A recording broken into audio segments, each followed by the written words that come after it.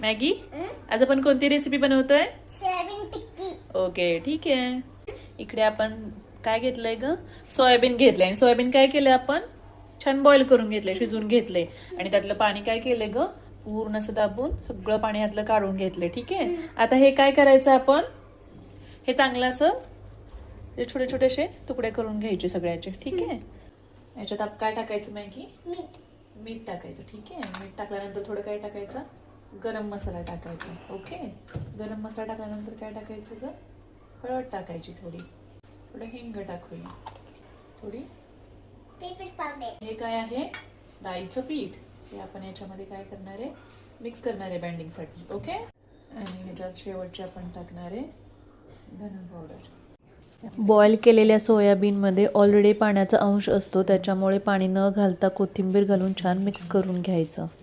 हे shape moulds मी मॅगीसाठी order केले होते, जेणेकरून तिच्या टिफिनला मला वेगवेगळ्या आकारामध्ये तिला खाऊ देता येईल. तुम्हाला हे ऑर्डर करायचं असेल तर कमेंट करा. इथं मी हे मोल्ड्स वापरून वेगवेगळ्या प्रकारचे शेप्स तयार करून घेतले आहेत. इथं आता तेल छान मॅगी काय झालंय ग? गरम झालं. इकडे आपण काय बनवले? ते सगळे shapes, heart shape, circle, star, flower, हो की नाही, सर्कल असे शेप्स बनवलेत. आता पहिला आपण कोणता शेप टाकूया? हार्ट शेप ठेवूया. हार्ट शेप केल्याकडे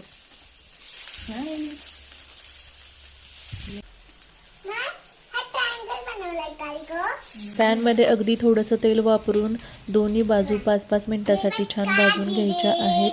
आणि मग सोयाबीन टिक्की खाण्यासाठी तयार आहे.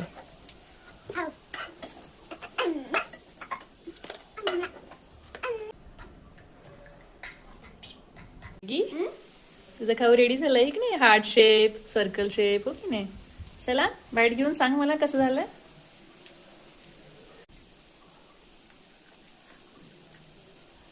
कसं आहे? मस्त आहे.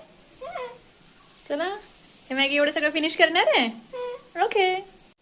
थँक्यू माझ्या एवढ्यासाठी हेल्दी हेल्दी खाऊ बनवल्याबद्दल. Welcome Maggi. I love you. Love you too बच्चा. Finish it.